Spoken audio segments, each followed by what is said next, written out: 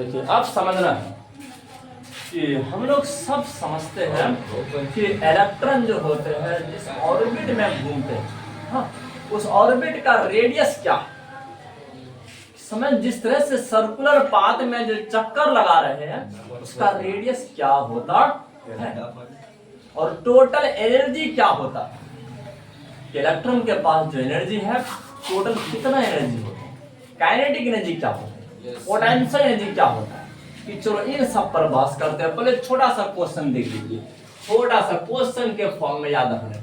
देखा इससे आता है क्वेश्चन एग्जाम में कि ड्राइव एक्सप्रेशन, देखिए drive expression for radius and total energy, for radius and total energy, समझ रहा, and total energy, for radius and total energy of an atom, of an atom. देख लीजिए इस एटम के radius और टोटल एनर्जी का क्या करना है, हम लोग का एक्सप्रेशन ड्राइव करना है। हाँ, पहले यह बात याद रख लीजिए, देख लीजिए।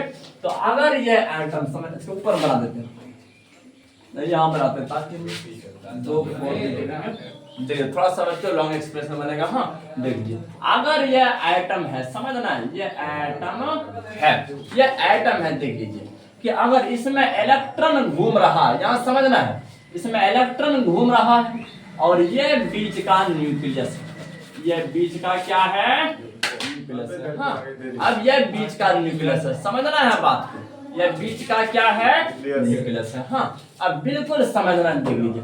तो चलो अब आपसे हमारा एक क्वेश्चन बहुत तगड़ा वाला है कि इलेक्ट्रॉन जो घूमते हैं, देखना अगर ये जो घूम रहा है आखिर सिर्फ अगर इलेक्ट्रोस्टैटिक फोर्स ही खींचता है तो ये अंदर क्यों नहीं आ जाते हैं। इसका रीजन हम पिछला स्लाइड में बताए थे कि यहाँ पर इलेक्ट्रोस्टैटिक फोर्स और जो याद रखना जो खींचने वाला बल होता है वो किसको बैलेंस करता है, सेंट्रीपिटल फोर्स को बैलेंस करता है। हाँ, किसको बैलेंस करता है, सेंट्रीपिटल फोर्स को, जिसके चलते वो अंदर नहीं आ पाते हैं और बाहर भी नहीं भाग पाते हैं। बिल्कुल याद रखना है, देख लीजिए। तो समझना है व्हेन इलेक्ट्रॉन, लिख देते हैं पहले, when electron revolve around nucleus, समझना है बात को, when electron revolve around nucleus. देख लीजिए जब इलेक्ट्रॉन न्यूक्लियस के चारों ओर जब घूमते हैं, किसके चारों ओर, न्यूक्लियस के चारों ओर जब घूमते हैं, अरे दो बार अराउंड हो गया, देखिए when nuclear revolve around nucleus, तो याद रखना है कि then it's centripetal force balances electrostatic force. याद रखना बच्चों, देन इट्स सेंट्रीपिटल फोर्स, देख लीजिए तब इसका जो सेंट्रीपिटल फोर्स होगा वो किसको बैलेंस करता है, इलेक्ट्रोस्टैटिक फोर्स को बैलेंस करता है। किसको रे, याद, अरे यहाँ ध्यान दो, कहाँ ध्यान देते हैं। देखिए इसका सेंट्रीपिटल फोर्स किसको बैलेंस करता है, बोलो, बैलेंसेस इलेक्ट्रोस्टैटिक फोर्स। किसको बैलेंस करता है, इलेक्ट्रोस्टैटिक फोर्स को बैलेंस करता है, इलेक्ट्रोस्टैटिक फोर्स को बैलेंस करता है। इस बात को याद रखना है, मतलब कि इसका जो सेंट्रीपिटल फोर्स होगा वो किसको बैलेंस करता है, इलेक्ट्रोस्टैटिक फोर्स को बैलेंस करता है। हाँ, ये एकदम बैलेंस होता है तब ये इलेक्ट्रॉन इस न्यूक्लियस के चारों ओर चक्कर लगा पाते हैं। हाँ, न्यूक्लियस के चारों ओर चक्कर लगा पाते हैं, या बात को याद रखना। देख लीजिए कि हम इस प्रोटॉन के भी चार्ज को चलो क्या करते हैं, इसे दिखा देते हैं। बोलो फाइंड क्या करना है, हाँ इसमें फाइंड या रेडियस निकालना है, या बीच का डिस्टेंस कितना है और इसके बाद टोटल एनर्जी कितना है, बैलेंस समझना है।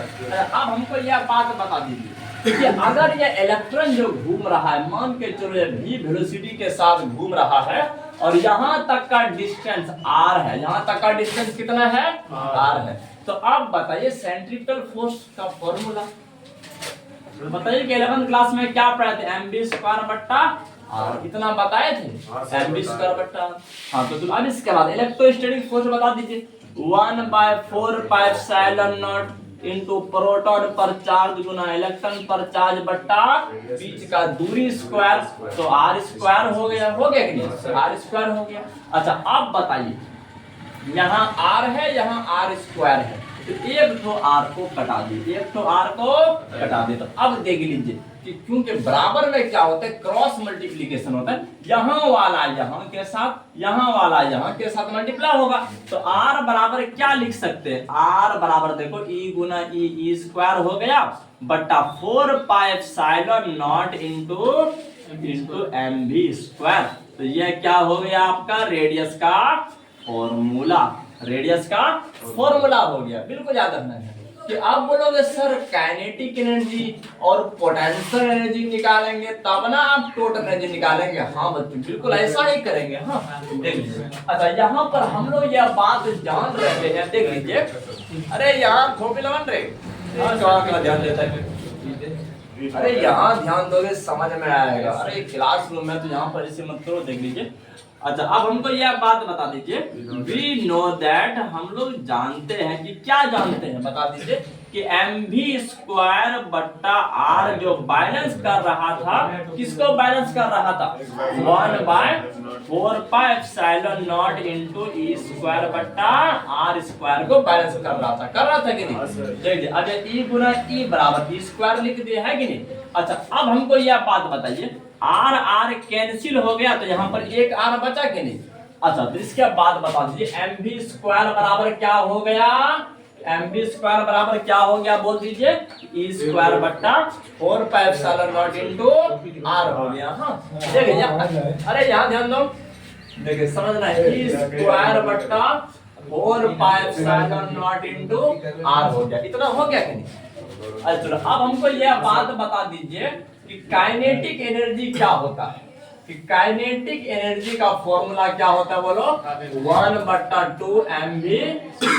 इतना ही ना होता है, इतना ही होता है। अच्छा बताइए 1/2 गुना mv² के बदला में क्या लिखा है, ई स्क्वायर बट्टा 4 pi epsilon not into R लिखेंगे, आर लिख दिया है कि नहीं। अच्छा अब बताइए ई स्क्वायर बट्टा कितना हो गया, 4 दूना 8 pi epsilon not into are हो जाएगा। तो ये आपका कौन सा एनर्जी हो गया, काइनेटिक एनर्जी हो गया। अच्छा अब याद करो क्या करें, इलेक्ट्रोस्टैटिक चैप्टर, वहां पर पोटेंशियल एनर्जी का क्या फॉर्मूला लिखे थे, तो पोटेंशियल एनर्जी का क्या फॉर्मूला लिखे थे बता दीजिए, 1/4 पाई एप्सिलॉन नॉट इंटू दोनों चार्ज का मल्टीप्लीकेशन था, देख लीजिए ई गुना ई था बट्टा आर स्क्वायर नहीं था, सिंपल आर था कि नहीं, सिंपल आर था। हाँ लेकिन पोटेंशियल एनर्जी जानते हो ये निगेटिव क्यों होता है, देखिए क्यों निगेटिव होता है बताए थे कि नहीं, क्योंकि पोटेंशियल एनर्जी जो स्टोर होता है वो अगेंस्ट काम करने का, मतलब कि अगर इस ग्रेविटेशन के अगेंस्ट काम करोगे तब ये एनर्जी स्टोर होगा, इसीलिए इसमें क्या लिखते हैं, निगेटिव साइन लिखते हैं। हाँ याद रखना, देख लीजिए। तो अब यह हो गया आपका कौन सा एनर्जी हो गया, तो यह पोटेंशियल एनर्जी हो गया, देख लीजिए -4 pi epsilon not into are हो गया। तो ये आपका पोटेंशियल एनर्जी हो गया और ऊपर वाला काइनेटिक एनर्जी हो गया। अगर टोटल एनर्जी निकालना रहे तो इन दोनों को जोड़ दीजिए, जोड़ दोगे कि नहीं, देख लीजिए अगर टोटल एनर्जी निकालना रहे, टोटल एनर्जी निकालना रहे तो क्या करना पड़ेगा, kinetic energy plus potential energy कर दीजिए। अच्छा अब बता दीजिए काइनेटिक एनर्जी कितना निकाले थे, e squared by 8 pi epsilon not into are हो गया, और प्लस देख लीजिए पोटेंशियल एनर्जी कितना है, माइनस में है तो लिख देते हैं माइनस, देख लीजिए ई स्क्वायर बट्टा 4 pi epsilon not into are हो गया। अच्छा अब बताइए इनमें से हर चीज आपको सेम नजर आ रहा है, सिर्फ इसके नीचे में 8 और 4 ज्यादा है। देख लीजिए अगर तुम इसको क्या इससे अगर इसमें घटाओगे तो देख लीजिए कितना बच जाएगा पता है, देख लीजिए ई स्क्वायर बाय 4 पाई, देखिए e squared by 4 pi epsilon nought हो गया और इनटू समझना है, देख आज इसको तुम कॉमन ले लीजिए तो यहाँ पर बचेगा 1/2 बचेगा और यहाँ पर 1 बचेगा। देख लीजिए इस आधा में से अगर 1 घटाओगे तो माइनस आधा बचेगा, बचेगा तो माइनस आधा बचेगा, तो माइनस ई स्क्वायर बट्टा आधा बचा जरूर। देखिए यहाँ पर आपका 4 गुना कितना हो गया, 8 हो गया, 8 pi epsilon not into R. तो ये याद रखना है टोटल एनर्जी का क्या है फॉर्मूला है, टोटल एनर्जी का यह फॉर्मूला है। बिल्कुल याद रखना। अब बताइए कि इसमें कहां पर समझ में नहीं आया? देखिए कोई ऐसा जगह है ही नहीं, है कि नहीं? तो सिर्फ इसी तरह से कहते हैं माइंड को कंसंट्रेट करो, हर बात समझ में आएगा, है कि नहीं?